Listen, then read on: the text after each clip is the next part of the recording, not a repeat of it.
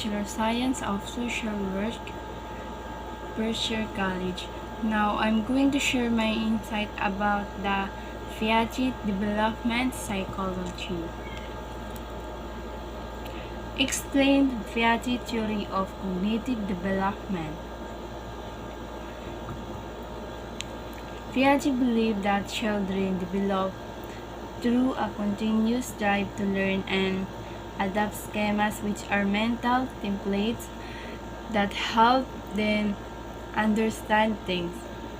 His ideas still have a considerable impact on child psychology and approaches to education. Jean Piaget, 1896 1980, was one of the most influential researchers in the area of developmental psychology during the 20th century. Piaget was the first psychologist to make a systematic study of cognitive development. The Piaget originally trained in the areas of biology and philosophy and considered himself a genetic epistemologist. Genetic development epistemology, study of knowledge. Jean Piaget's theory of cognitive development suggests that children move through four different stages of learning. His theory focuses not only on understanding how children acquire knowledge, but also on understanding the nature of intelligence. The Piaget stage of cognitive development, the sensorimotor age range was 0 to 2 years old. What happens in this stage? Coordination of sense with the motor responses, sensory curiosity about the world, language used for demands, and cataloging. Object performances is developed. Professional 2 to 7 years old. Symbolic thinking, use of proper syntax and grammar to express concept. Imagination and intuition are strong, but complex abstract truths are still difficult. Conservation is developed. Concrete operational 7 to 11 years old. Concept attached to concrete situation, time, space, and quantity are understood and can be applied, but not as independent concept. Formal operational 11 years old and older. Theoretical, hypothetical, and counterfactual thinking, abstract logic and reasoning. Strategy and planning become possible concepts learned in one context can be applied to another.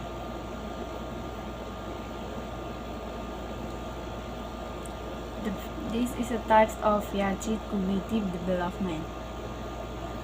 The sensorimotor birth of 2 years old, pre-operational 2 to 7 years old, 3 concrete operational 7 to 11 years old, 4 formal operational adolescence of adulthood.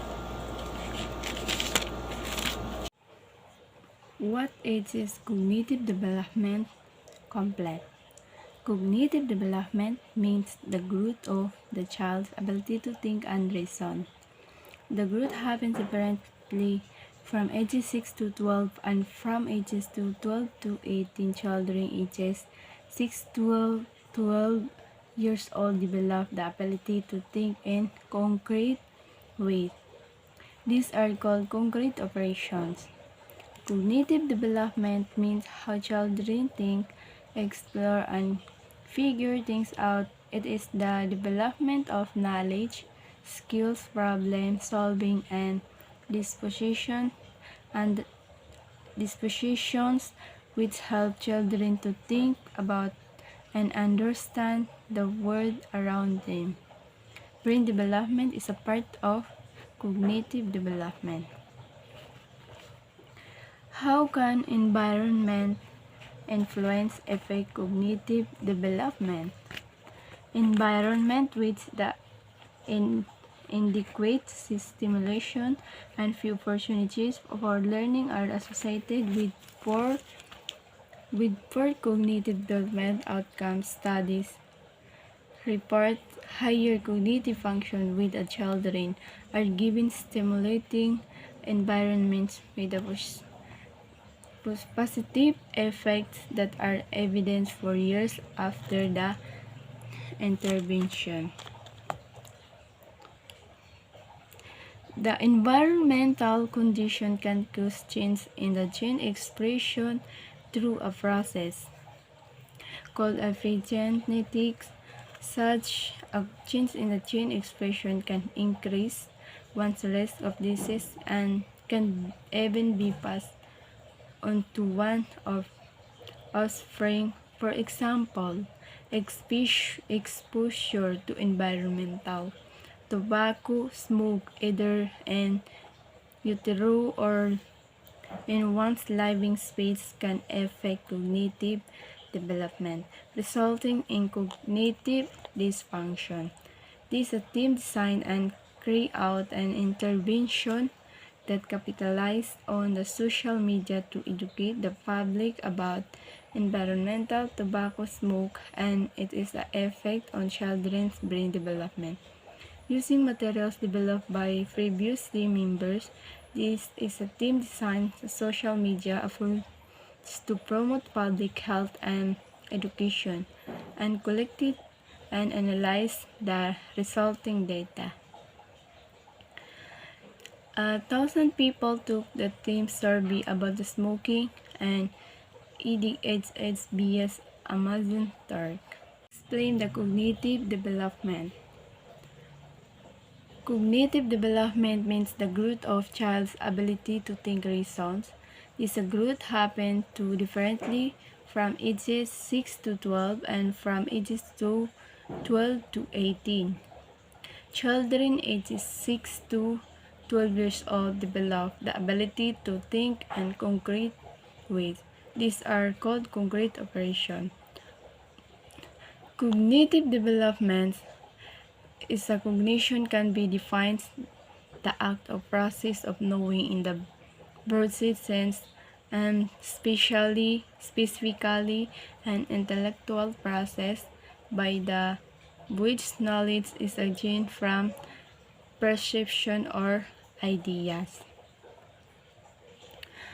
The cognitive developments the most humans are able to make sense of the world around them.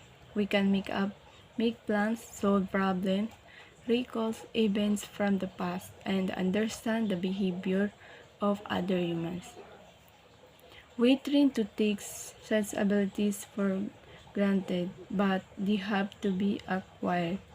They do not appear to be present in newborn humans, new needs, and as far as we can till babies are not born in knowledge or understanding.